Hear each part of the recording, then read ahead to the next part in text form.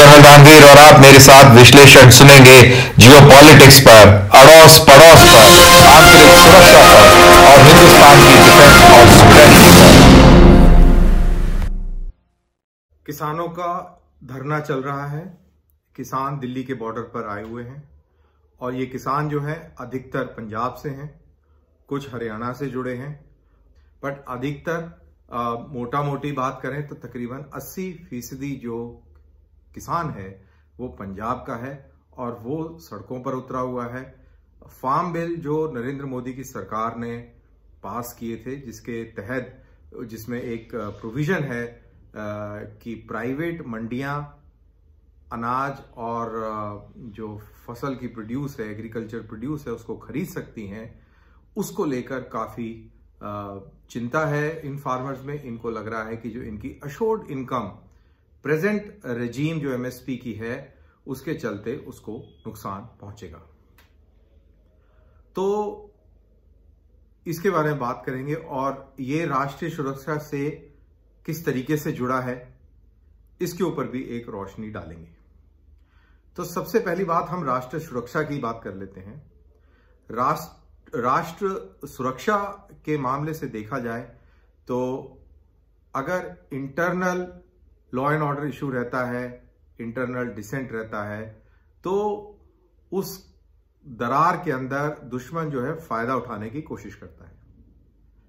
अब कनाडा और यूके कोई हमारे दुश्मन मुल्क तो नहीं है, लेकिन बहरहाल उनको ये मौका मिल गया हमारे अंदरूनी हालात के अंदर, अंदरूनी मामलों के अंदर दखल देने का, क्योंकि वहां भी वोट बैंक पॉलिटिक्स है और सिखों की काफी तादाद है वहां पर।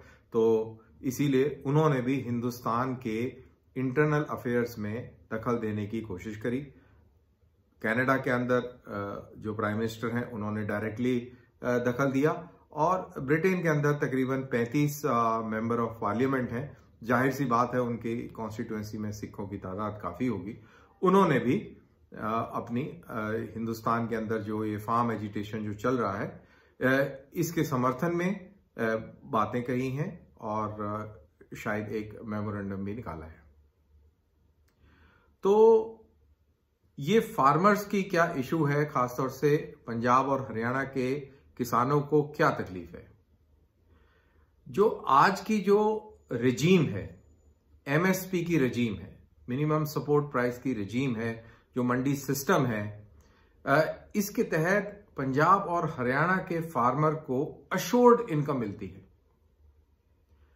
फ्री बिजली है, पानी खुला है और जो भी किसान बोएगा और जो भी उसकी फसल निकलेगी वो सरकार ने खरीदनी ही खरीदनी है। उसकी मिनिमम सपोर्ट प्राइस मैकेनिज्म स्थापित है इन दो प्रदेशों में खास तौर से, और जिंदगी अच्छी चल रही है। ये अनाज कहां जा रहा है, क्या हिंदुस्तान को इसकी जरूरत है, नहीं है, इससे किसानों को कोई मतलब नहीं है। जाहिर सी बात है उनको क्यों मतलब होगा, ये हायर लेवल की प्लानिंग है। और क्योंकि अब ये फार्म बिल आ गया है, फार्म बिल के तहत प्राइवेट मंडियां जो है मैदान में उतर जाएंगी। प्राइवेट मंडियां मार्केट फोर्सेस के हिसाब से फसल खरीदेंगी। अगर उनको गेहूं की जरूरत होगी तो गेहूं खरीदेंगी, चावल की जरूरत होगी तो वो चावल खरीदेंगी, और अगर नहीं होगी तो वो नहीं खरीदेंगी, वो कुछ और खरीदेंगी। तो इससे क्या है कि एक जो किसान के मन के अंदर घबराहट हो गई है। वो किसान जो कि बहुत खुश था, अपना काम चल रहा था, नॉर्मल जिंदगी चल रही थी, उसके अंदर कहीं ना कहीं ये जो फार्म बिल है वो खलल डालता है। जो सेट पैटर्न है, नॉर्म है, उसको डिस्टर्ब करता है वो। अब जो राज्य सरकारें हैं इनको भी इससे तकलीफ है फार्म बिल से, खासतौर से इन दो को, क्योंकि जब ये मंडी बेस्ड एग्रीकल्चर इकोनॉमी हो गई तो मंडी के ऊपर इन्होंने टैक्सेस लगाना शुरू किया और ये टैक्सेस रूरल डेवलपमेंट के नाम पर लगाए गए, लेकिन रूरल डेवलपमेंट कुछ नहीं हुआ। इन्होंने अपनी सरकारों के डेफिसिट को पूरा किया। तो अगर जो प्राइवेट मंडी है इस नए फार्म बिल्स के हिसाब से उनके ऊपर टैक्स नहीं लगेगा, सेस नहीं लगा पाएगी जो स्टेट गवर्नमेंट है, तो स्टेट गवर्नमेंट को भी एक इस चीज से तकलीफ है, इन दो स्टेट गवर्नमेंट्स को, that is Haryana and Punjab, क्योंकि उनकी जो इनकम है उसके ऊपर भी फर्क पड़ रहा है। अब इंटरेस्टिंग चीज हम ये बात करेंगे कि हिंदुस्तान का बफर स्टॉक क्या होना चाहिए और प्रेजेंट स्टेटस क्या है इस स्टॉक का, और ऑल्टरनेट जो एग्रीकल्चर चीजें हैं वहां पर हमें कितना पैसा खर्च करना पड़ता है उन चीजों का निर्यात करने के लिए। अगर हमारे किसान उन चीजों को बोएं, उन चीजों को लगाएं, तो हमारा कितना सारा फॉरेन एक्सचेंज भी बच सकता है। तो सबसे पहले मैं आपको ये बता दूं कि जो हमारा फूड कॉर्पोरेशन ऑफ इंडिया है, इसके अंदर जो स्टॉक लेवल्स है वो तकरीबन 2.5 गुना स्टॉक लेवल है जितना होना चाहिए। कितना होना चाहिए? हिंदुस्तान की जो फूड कॉर्पोरेशन ऑफ इंडिया के जो स्टॉक्स है, बफर स्टॉक तकरीबन 40 मिलियन टन का होना चाहिए, लेकिन कितना है वो? 97 to 98 मिलियन टन। तो इतना भारी सरप्लस है, यानी कि आपके पास में गोदाम नहीं है रखने के लिए, अनाज बाहर रखा हुआ है और उस वेदर से वो सड़ भी रहा है, बारिश का भी फर्क पड़ रहा है, दुनिया भर के चूहे और वो भी खा जाते हैं, बहुत सारी इश्यूज हैं। तो क्या हमें और गोदाम बढ़ाने चाहिए? तो और गोदाम बढ़ेंगे और प्रोड्यूस आएगी और ये चलता रहेगा। तो ये कैट एंड माउस का जो गेम है ये चलता रहेगा और इकोनॉमी में फर्क पड़ेगा। जो डेबिट है, जो डेट है एफसीआई के ऊपर, वो है 2 लाख करोड़ का। क्यों डेबिट है? क्योंकि खपत है नहीं, आप जबरदस्ती खरीद रहे हैं क्योंकि एमएसपी की रिजीम है। किसान ने जो लेके आएगा मंडी में वो हम खरीदेंगे, तो वो मजबूरन हमें खरीदना पड़ रहा है पॉलिटिक्स के चलते, और उनको खुले मैदानों में स्टोर करना पड़ रहा है। तो ये सिचुएशन है। 2 लाख करोड़ की डेफिसिट है, जबकि इक्विटी कितनी है? 5,000 करोड़ की। तो रिक्वायरमेंट या खर्चा या आमदनी 5,000 करोड़ के आसपास की है, और जो आपका जो डेबिट है, जो आपके ऊपर कर्जा चढ़ा हुआ है जबरदस्ती की खरीद में, वो 2 लाख करोड़ का है। तो ये आप लगा के दिमाग में रखिए कि कितनी बड़ी रकम है। दूसरी तरफ ये एमएसपी रजीम के चलते आपने महंगा अनाज खरीद लिया किसानों से, ठीक है, हमारे किसान अन्नदाता हैं और उनसे आपने महंगा अनाज खरीद लिया। हरियाणा और पंजाब के अंदर स्टॉक आपके पास बहुत बड़ा हो गया। अब एक यूपीए सरकार के दौरान एक फूड गारंटी बिल आया। फूड गारंटी बिल के तहत गरीबों को 2 रुपए किलो का अनाज मुहैया कराने की एक गारंटी की बात करी गई। तो गरीब हिंदुस्तान के अंदर, बिहार के अंदर है, छत्तीसगढ़ में है, झारखंड में है, तो इन इलाकों में, पूर्वी उत्तर प्रदेश में है, इन इलाकों के अंदर ये सस्ता अनाज देने के लिए क्या हुआ? एफसीआई के गोदामों में जो सरप्लस था, जो पंजाब और हरियाणा से प्रोड्यूस जो सरप्लस गेहूं था, उसको लाके और सस्ते में बिहार में और इन इलाकों में दिया गया। तो उससे क्या हुआ? जो लोकल फार्मर है, लोकल फार्मर की जो प्रोड्यूस है या जो उसकी जो कैपेसिटी है, कैपेबिलिटी है गेहूं लगाने की, उगाने की और लोगों का पेट भरने की, वो आपने इसके चलते खत्म कर दी। क्योंकि अब वो किसान के लिए मुनाफा तो रहा नहीं बिहार के किसान के लिए, क्योंकि ये एमएसपी के चलते पंजाब से सस्ता जो है वीट आ जाता है और वो लोगों में डिस्ट्रीब्यूट हो जाता है 2 रुपए किलो। तो ये एक इसका और साइड इफेक्ट है। लेकिन एमएसपी की रजीम एक समय बहुत जरूरत थी इसकी, जब लेट 50s के अंदर बड़े लंबे लंबे ड्राउट पड़े, तो PL 480 के तहत हिंदुस्तान के अंदर बहुत सारा अमरीकी अनाज आया।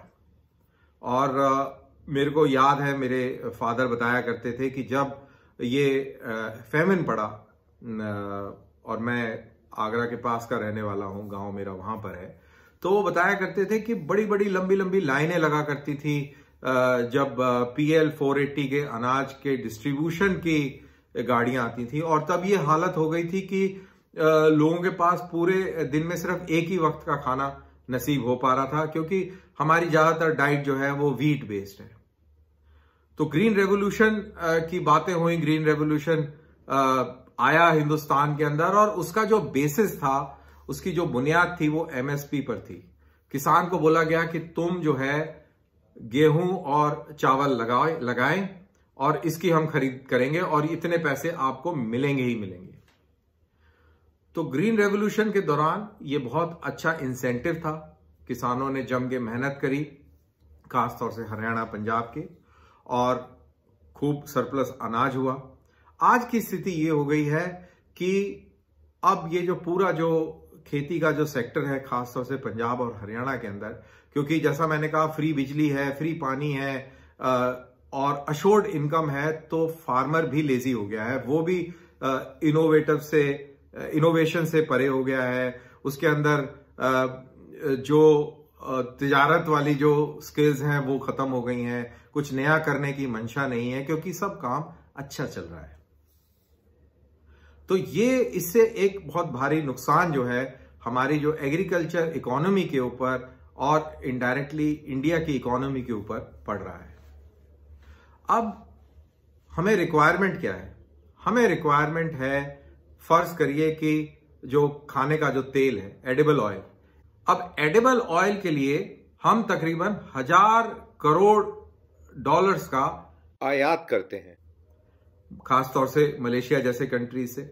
और हमारी रिक्वायरमेंट ये हो सकती है, ये पूरी हो सकती है अगर हम अपने ही मुल्क के अंदर इस तरीके की चीजें बोएं। क्योंकि अब हमारे पास, जैसा मैंने बताया कि हमारे पास गेहूं की कोई कमी नहीं है, चावल की कोई कमी नहीं है, बहुत सरप्लस है। और अभी वो 60s और अर्ली 70s का जमाना नहीं है जब सिर्फ पंजाब और हरियाणा में गेहूं हुआ करता था। अभी पूरे उत्तर प्रदेश में गेहूं पंजाब से ज्यादा होता है, मध्य प्रदेश भी पंजाब से ज्यादा गेहूं पैदा कर रहा है। तो गेहूं की बहुत ज्यादा पैदावार हिंदुस्तान के अंदर हो रही है। हिंदुस्तान के अंदर जो फूड स्टॉक के जो लेवल्स हैं वो बहुत हाई है, कोई चिंता की बात नहीं। अब हमें ये चाहिए कि हमें ये जो फॉरेन एक्सचेंज है इसको बचाना है, जो कि हमें मजबूरन, हमारी गलत कृषि नीतियों के चलते हमें मजबूरन बाहर से आयात करना पड़ रहा है। और वो है हमारी सरसों, हमारा पाम ऑयल, हमारी सनफ्लावर, इन चीजों की खेती अब होनी चाहिए।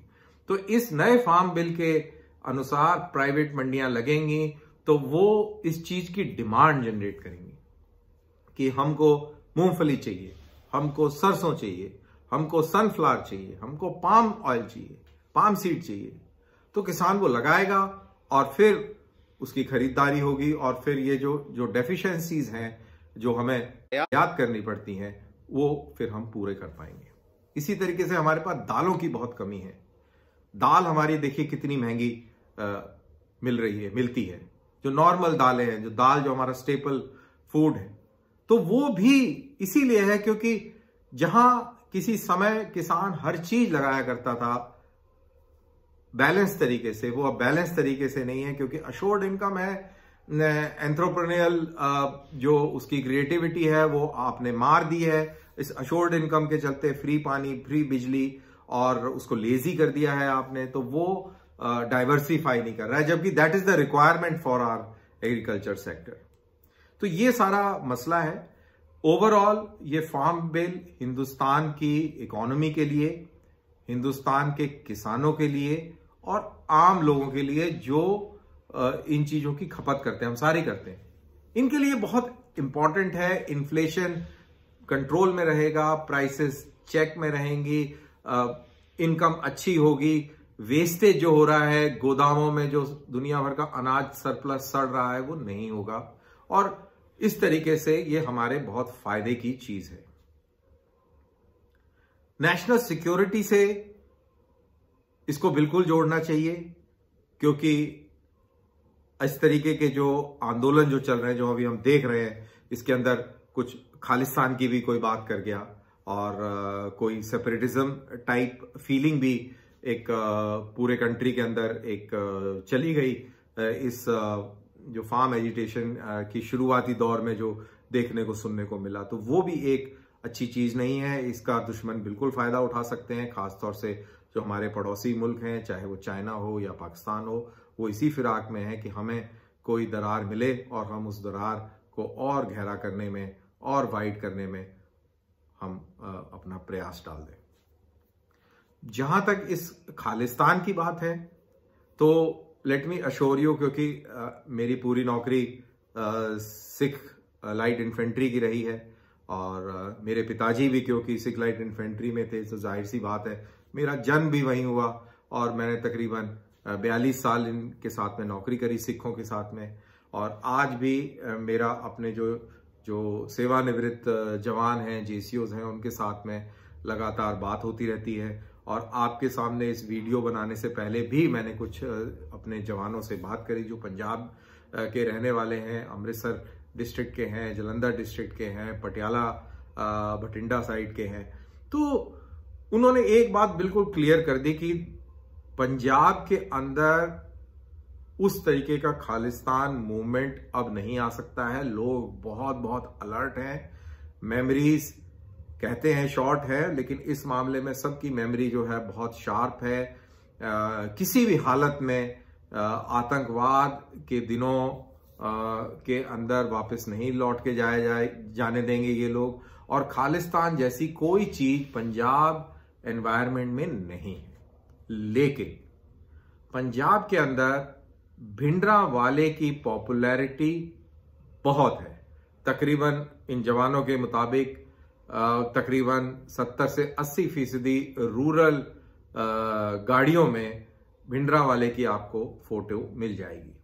उसका कारण ये नहीं है कि वो खालिस्तान और अलहदा मुल्क चाहते हैं, उसका रिलेशनशिप रिलीजन के साथ ज्यादा है। और क्योंकि भिंडरांवाले एक बहुत जबरदस्त ऑरेटर थे, तो उनकी जो बातें हैं उनको सुन के यूथ जरूर प्रेरित हो जाता है। लेकिन ये मानना कि क्योंकि वो भिंडरांवाले को पसंद करते हैं तो अब वो सेपरेटिज्म की तरफ चले जाएंगे, ये बहुत बड़ी गलतफहमी है।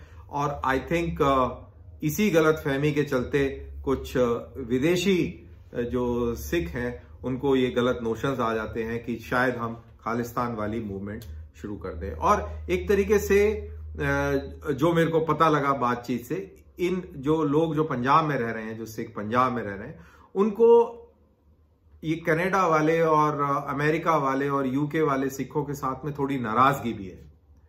उनका ये कहना है कि इनके पेट भरे हुए हैं, इनका अलग इकोसिस्टम है, ये अपनी दूसरी दुनिया में रह रहे हैं, इन्होंने वापस मुड़ के आना नहीं है और हमारे यूथ को बरगलाते हैं, भड़काते हैं और हम लोगों को नुकसान और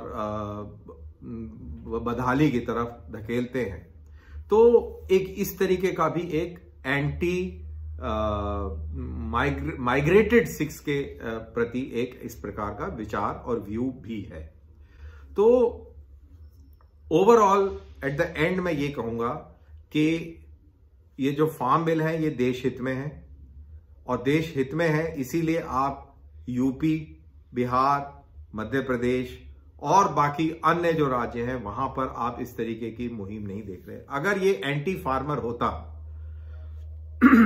तो क्या ये दो ही राज्यों के किसान आते? क्या सिर्फ इन किसानों में पंजाब के किसान सरदारों की अक्सरियत होती, या पूरे हिंदुस्तान का फार्मर जो है वो सड़कों पर होता? और अगर ऐसा होता, सबसे पहली बात तो ऐसा अगर सेंटीमेंट होता तो ये सरकार ये बिल ना लेके आती, और अगर ले भी आती और इस तरीके का आक्रोश देखने को मिलता जो कि एकदम से स्पॉन्टेनियस होता, तो ये बिल अभी तक वापस हो गए होते। लेकिन ऐसा नहीं है। 99% हिंदुस्तान का जो किसान है उसको इससे कोई फर्क नहीं पड़ता है, और जो लोग इन किसानों को गुमराह करने की कोशिश कर रहे हैं उनको थोड़ा देश हित के बारे में भी सोचना चाहिए। देश की भलाई भी जरूरी है, किसानों की भी भलाई जरूरी है। किसान इसी अवस्था में और इसी स्थिति में नहीं रख सकते। हमारा जब तक किसान खुशहाल नहीं होगा तब तक देश खुशहाल नहीं होगा। तो इसीलिए सबसे हाथ जोड़कर विनती है कि ठंडे दिमाग से और देश हित में अपना विचार करें, और उसके बाद देखें कि क्या हम सही कर रहे हैं, और अगर हम नहीं कर रहे हैं तो हम अपने ट्रैक्टरों में बैठें और वापस अपने घरों को चले जाएं और अपनी खेती को डाइवर्सिफाई करने की बातें करें। जय हिंद।